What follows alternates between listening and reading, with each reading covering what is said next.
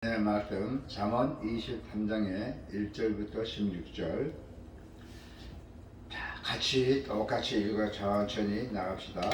너가 간원과 함께 앉아 음식을 먹게 되거든 당가 너 앞에 있는 자가 누구인지를 생각하며 너가 만일 음식을 탐하는 자이거든 너 목에 칼을 둘 것이니라. 그의 마시는 음식을 탐하지 말라. 그것은 속이는 음식이니라. 부자 되기에 애쓰지 말고 너 다사로운 지혜를 버릴지어다. 내가 어찌 험한 것에 주목하겠느냐. 정령이 재물은 스스로를 날개를 내어 하늘을 나는 독수리처럼 날아가리라. 악한 눈이 있는 자의 음식을 먹지 말며 그의 마시는 음식을 탐하지 말지어다. 대저 그 마음의 생각이 어떠하냐가 그 이인도 그러한즉 그가 너의 목표 마시라 할지라도 그의 마음은 너와 함께 하지 아니함이라. 너가 조금 먹은 것도 토하겠고 내 아름다운 말도 헛된 대로 돌아가리라. 미련한 자의 귀에 말하지 말지니 이는 그가 너의 지혜로 말을 업신여길 것임이라. 옛 지게덕을 옮기지 말며 고아들의 밭을 침범하지 말지어다. 대저 그들의 구속자는 강하시니 그가 너를 대적하여 그들의 오난을 풀어주시리라. 훈계에 작심하며 지식의 말씀에 귀를 기울이라. 아이를 훈계하지 아니하려고 하지 말라. 채찍으로 그를 때릴지라도 그가 죽지 아니하리라. 너가 그를 채찍으로 때리면 그의 영혼을 수월에서 구원하리라. 내 아들아, 만일 내 마음이 지혜로우면 나 곧 내 마음이 즐겁겠고 만일 내 입술이 정직을 말하면 내 속이 유쾌하리라. 아멘. 지혜로운 삶에 의한 교훈이었어요. 우리들에게 살아가면서 하나님께서 지혜롭게 살면서 교훈을 주시고 있습니다. 하나님이 지혜로운 자들을 통해서 하나님이 백성들에게 여러 가지 교훈을 전하고 있습니다. 이 교훈을 마음에 새기고 실천할 때도 여러분은 지혜로운 삶을 살 수 있게 된다는 것입니다. 자, 재물보다 귀한 하나님의 지혜예요. 재물보다 귀한 하나님의 지혜.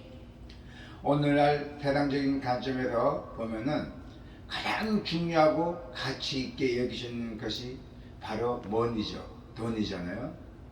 더 많은 돈을 벌고 더 자극한 쾌락을 얻은 것이 인생의 목표인 것처럼 사는 사람들도 많습니다. 거의 다 그렇습니다. 하지만 성경적인 관점을 전혀 다릅니다.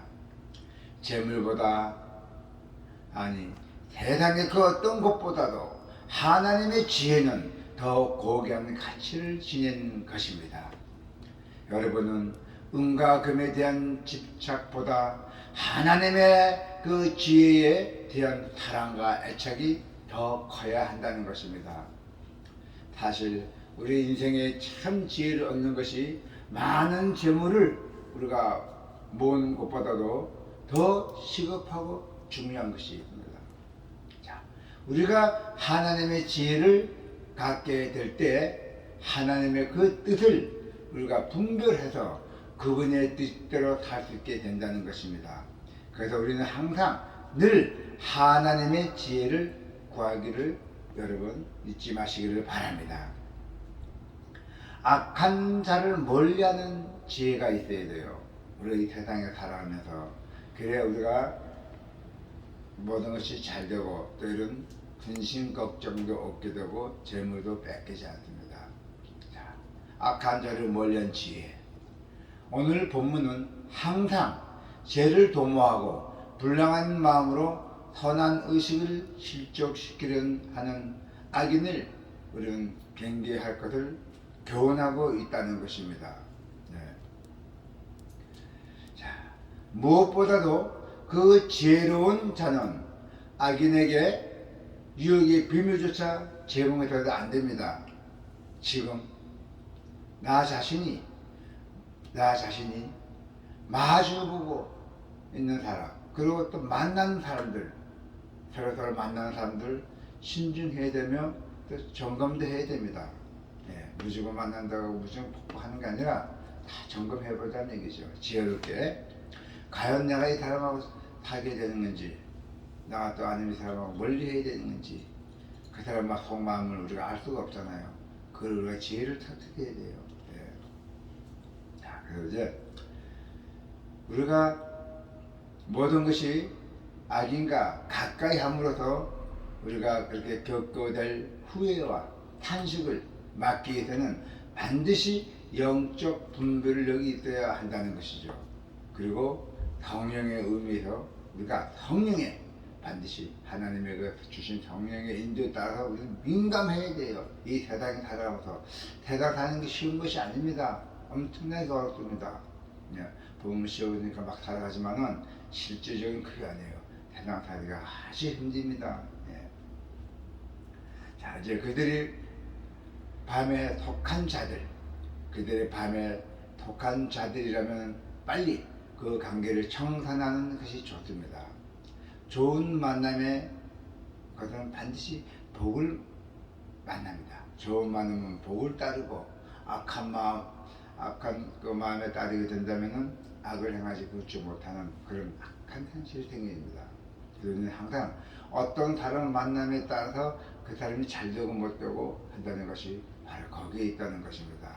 자, 이제는 우리가 악한 자로 인해서 우리가 죄의 길로 들어서지 않도록 우리가 분명한 선을 거야 돼요.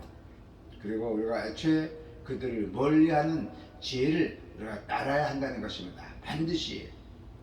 자, 그리고 우리는 지혜로운 자녀, 우리들 자녀들을 우리가 양육시켜야 돼요. 지혜롭게 성경 공부를 하시면서 우리가 성경을 가르쳐야 된다는 것입니다.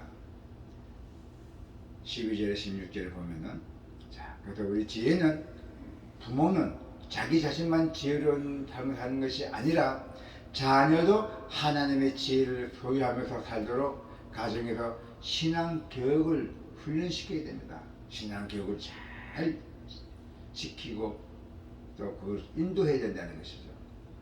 그래서 자녀에게 많은 재산을 물려주는 것도 좋고, 또 좋은 대학에 들어가도록 여러 학원에 보내주는 것도 좋지만은, 지혜로운 부모는 자신의 신앙과 믿음이 이 자녀에게 잘 개선되는 일에서 먼저 최선을 다한다는 것입니다. 난 먼저 지혜를 얻어야 다 착하게 살아야 된다. 그런 것이 먼저 우선이라는 얘기입니다. 지혜로운 부모는.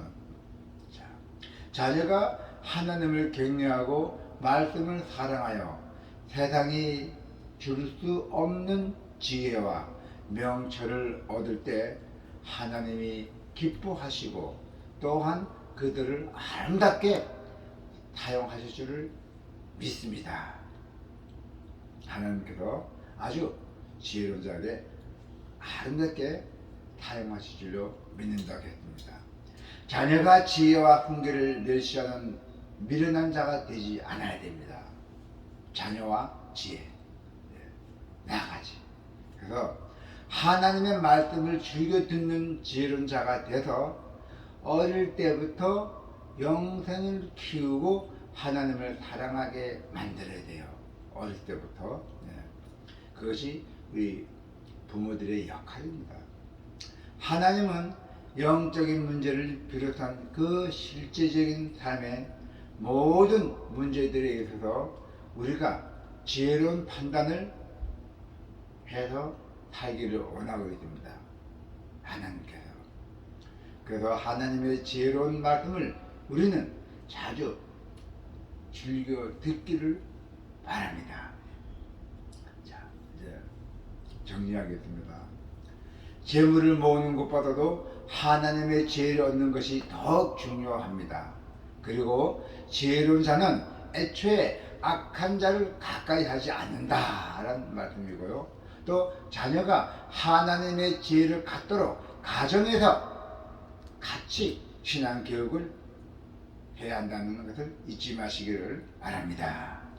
기도가 있겠습니다.